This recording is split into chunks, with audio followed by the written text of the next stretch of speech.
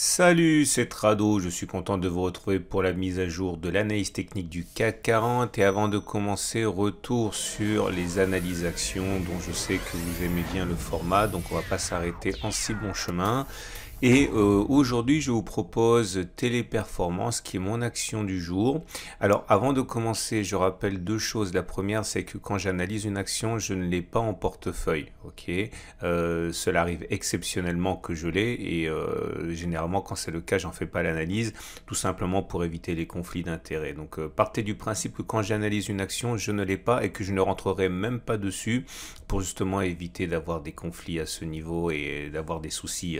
Et donc à partir de là, les choses étant dites, on passe à l'analyse de Téléperformance que j'aime beaucoup parce que la tendance de long terme donnée par la moyenne mobile à 200 jours est haussière, la tendance de fond donnée par la moyenne mobile à 50 jours est haussière, la tendance générale donnée par la M20 est haussière et la tendance immédiate est haussière. On vient de franchir une résistance importante qui était la résistance qui avait maintenu sous pression Téléperformance depuis le 14 avril et on le fait de belle manière puisqu'il y a un gap, c'est toujours un signal de force et qui renforce donc la signification de la cassure. Donc c'est une action qui mérite sans doute que vous la regardiez d'un petit peu plus près. Alors quand on regarde les volumes que j'ai oublié de mettre ici, on voit qu'il y a bien la hausse qui est recommandée lorsqu'on fait quelque chose d'important, en l'occurrence une cassure de résistance. Et donc à partir de là, ça permet de faire une croix dans pas mal de petites boîtes et c'est pas mal du tout. Et maintenant, on va proposer, pour essayer de guider le trade, un petit backtest. Alors le petit backtest, je vous emmène sur les données hebdomadaires parce que c'est une unité de temps qui est assez favorable aux analyses techniques actions et j'aimerais analyser avec vous ce qu'il se passe. Alors regardez les signaux qu'on voit aussi en données hebdomadaires, donc chaque bougie correspond à une semaine. Regardez le stochastique qui croise son signal à la hausse aussi, c'est pas mal, et le MACD qui s'apprête à croiser à la hausse et le RSI aussi qui vient de passer en zone de surachat, ce qui est en fait un signal de grande force. Bref, je reviens à mon backtest et on va regarder ce qui va se passer lorsque l'on a un non-croisement haussier. Alors le non-croisement haussier, attention, les règles sont très importantes à respecter pour ce backtest, sinon c'est pas valable. Je vais regarder ce qui se passe lorsque la M7, la moyenne mobile à 7 semaines, se dirigeait tranquillement en descendant vers la M20, mais au lieu de la croiser, eh bien on voit qu'elle repart plein nord avant même que d'avoir pu croiser la M20. Ça s'appelle un non-croisement haussier et j'ai établi des règles assez strictes pour pouvoir backtester. Ok, 1. Je veux que la M7 soit descendante pendant 3 bougies avant qu'elle redevienne verte. On compte, regardez, là elle était pas baissière encore, la M7, vous voyez, elle était ascendante, mais là, elle est baissière. 1, 2, 3, elle était encore baissière ici, ce n'est que sur cette bougie finalement qu'elle s'est redressée, donc c'est valable. C'est bien ce qui m'intéresse. Et voilà la première occurrence, c'est ici, vous voyez, la M20 était en train de monter, la M7 était en train de descendre. Est-ce qu'on a 3 bougies de baisse de la M7? Oui, 1, 2, 3, et c'est après que c'est reparti. Alors, voilà ce que je vais faire. Je vais regarder ce qui se passe. Le baril sera perdu si une fois que l'on a ce signal, on va plus bas. Okay, que le plus bas récent, donc moins 7,18%.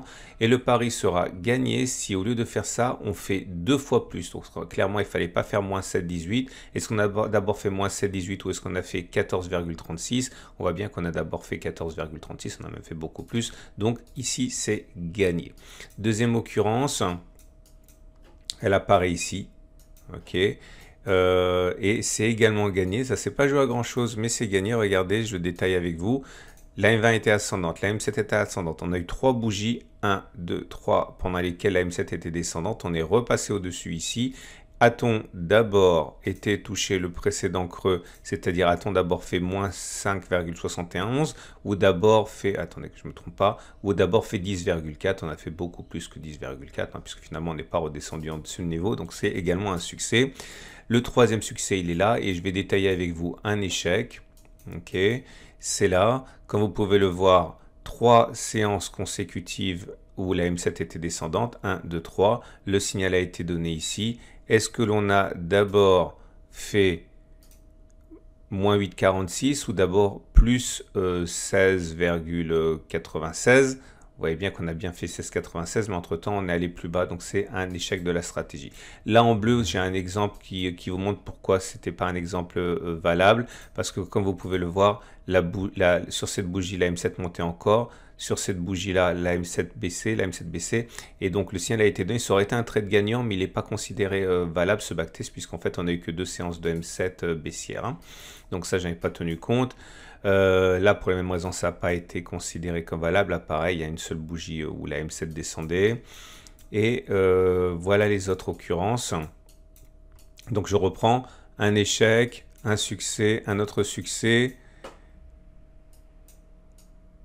Encore un succès. Alors, attendez. Donc, ça nous donne 1, 2, 3 fois où ça a fonctionné. OK, et une fois où cela a échoué.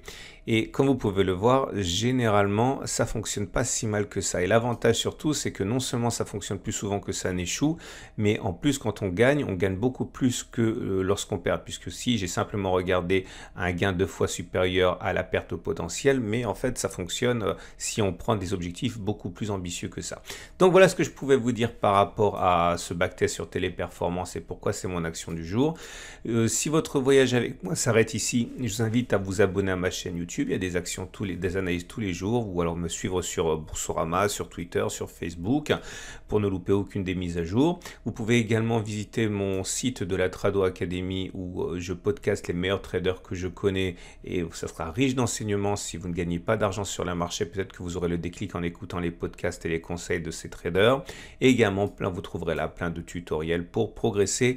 Voilà, c'en est terminé de l'analyse de Téléperformance. Maintenant, je vous invite à regarder l'analyse technique du CAC 40. Et voilà donc l'analyse du CAC 40. Et comme vous pouvez le voir, la séance a été assez mauvaise avec une perte qui avoisine les 0,9%, et c'est surtout la manière dont on le fait qui est inquiétante. Tout d'abord, comme vous pouvez le voir, malgré le rebond assez fugace auquel on a assisté sur la séance de mardi et de lundi, on termine finalement plus bas que lors de l'attaque baissière initiale du vendredi, ce qui nous permet d'envisager plusieurs choses, on va le voir, mais déjà regardez l'avalement baissier qui s'est dessiné, puisque le corps de la bougie 1 est complètement avalé par le corps de la bougie 2. En plus, on termine sur les plus bas de la séance, pas de mèche basse. C'est un avalement baissier, on l'a dit, et c'est généralement annonciateur d'une continuation de la baisse. D'ailleurs, si on regarde les bougies Aiki Nashi, la bougie redevient rouge. Alors, elle n'est pas terrible, elle n'est pas terriblement mauvaise, cette bougie rouge, puisqu'il y a encore une mèche haute et une mèche basse. Autrement dit, c'est autant une bougie d'indétermination qu'une bougie baissière. Hein. La pression baissière n'est pas extrêmement forte, mais lorsqu'on regarde le three line break, comme statistiquement on était censé s'y attendre, après un premier bloc rouge, voilà le deuxième bloc rouge qui a été dessiné. On a déjà backtesté ça, c'est un de mes setups préférés. En tout cas, pour l'instant, vous le voyez bien, les choses semblent se mettre en place pour une continuation de la baisse. Si on regarde maintenant les niveaux, il faut les suivre ces niveaux, parce que si la correction reprend comme il semble se dessiner, pour l'instant on a préservé les 23,6% en clôture. Ok, enfin c'était vrai jusqu'à hier. Là on vient de clôturer en dessous, et ça veut dire qu'à moins d'un faux signal, ce qui est toujours possible, la prochaine brouette d'acheteurs, c'est sur les 38,2% qu'on va les trouver. Autrement dit, une continuation de la baisse jusqu'à 38,2% est quelque chose qui est légitime. Et ce n'est pas tout, puisque on a également au niveau des éléments techniques des choses à prendre en considération. Le fait que le SAR a été... Alors, je m'en veux, je ne l'ai pas mentionné. Certains l'ont vu, j'en suis certain. Mais regardez, le SAR avait été cassé sur la bougie du vendredi 18 juin. Je ne l'avais pas remarqué, mais vous savez très bien, ça a été backtesté. Lorsque l'on casse le SAR à la baisse, il est rare que l'on n'aille pas faire une clôture plus bas que cette bougie-là. Et vous voyez, ça a été chose faite sur la bougie d'hier. Donc, en ce sens, c'est baissier aussi. Les éléments autres montrent que la moyenne mobile à 7 jours, on le savait, hein, elle avait été cassée, mais maintenant en plus elle devient baissière, c'est-à-dire qu'elle joue un rôle de support dynamique, donc la tendance immédiate est baissière. La moyenne mobile à 20 jours, attention, attention, parce qu'on vient de clôturer en dessous.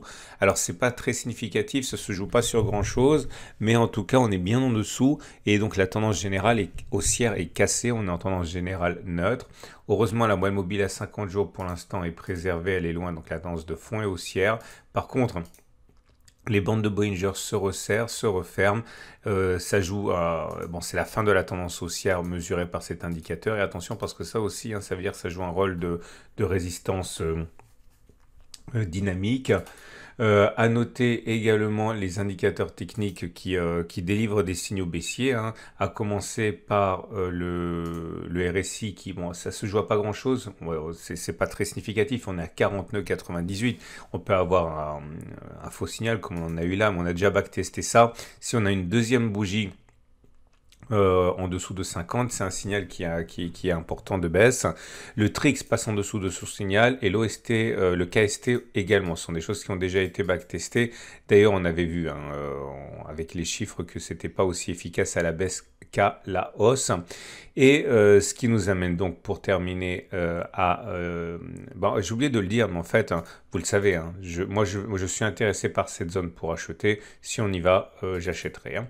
Ce qui nous amène donc à l'Ishimoku. Et l'Ishimoku, comme vous pouvez le voir, a vu sa première sentinelle tomber. Hein, la Tenkan a été cassée à la baisse. Il reste la Kijun qui est toujours globalement ascendante et le nuage qui est globalement ascendant. Donc la tendance de fond est haussière. La tendance générale est haussière. Par contre, la tendance de court terme, la tendance immédiate ne l'est plus parce qu'on est au-dessus de la Tenkan. Donc, on termine avec les plans de trade. Les plans de trade. Alors, c'est assez simple, je pense. Hein. On n'a que deux solutions. Soit on achète enfin non, c'est pas un conseil, hein, c'est ce que je ferai moi.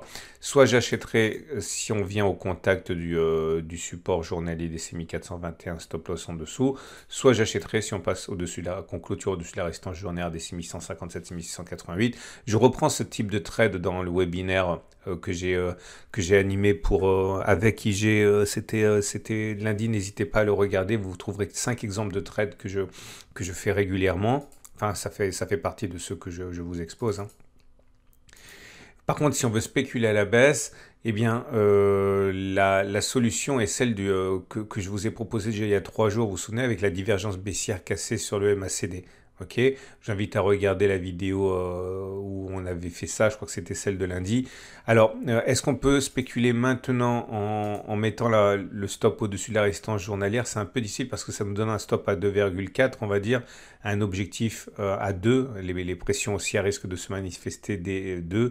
C'est un peu compliqué. Soit on attend que ça remonte pour spéculer à la baisse en ayant un meilleur ratio gain-risque. Par exemple, je dis n'importe quoi, mais ici, ça ferait un objectif à 2,6 avec un stop à 1,9, ça tient la route. Ou alors, on est obligé de considérer le trade qu'on a eu en prenant la M7 comme résistance dynamique. Si on met le stop loss au-dessus de la M7, mettons à 1,3 et qu'on vise 1,9, on a notre ratio gain-risque de 1 pour plus de 1, donc c'est pas mal. Voilà ce qu'on pouvait dire pour les indicateurs techniques, l'Ishimoku et tout l'analyse chartiste du CAC 40. Je vous invite, si vous ne l'avez pas encore regardé, à visionner le webinaire que j'ai fourni pour IG avec les exemples de trade. Je vous invite également à regarder l'analyse technique de l'or. Et justement, puisqu'on en parle, je ne sais pas si vous avez déjà sérieusement pensé à acheter de l'or et de l'argent dans ce contexte que l'on dit fortement inflationniste et favorable à l'or. En tout cas, il y a une opération spéciale et un partenariat avec mon sponsor au coffre dont je suis moi-même client. Si vous allez sur mon site et que vous cliquez sur la bannière, vous obtiendrez la pièce de quart d'once Vera Valor pour un prix inférieur, hein, puisque la prime n'est que de 11%, et donc vous serez détenteur de cette pièce qui vaut actuellement 415,78 €. Alors attention, j'insiste, hein, c'est une pièce qui active le LSP, c'est-à-dire que vous ne payez pas de droit de garde sur ces pièces-là si vous l'achetez dans le cadre du LSP. J'insiste hein, parce que ça m'a été rappelé, le LSP, il faut, pour bénéficier de cette offre, il faut acheter régulièrement, ce qui est complètement compatible avec ma méthode d'accumulation progressive. Hein. Voilà, je vous souhaite une excellente journée et je vous dis à demain pour la mise à jour.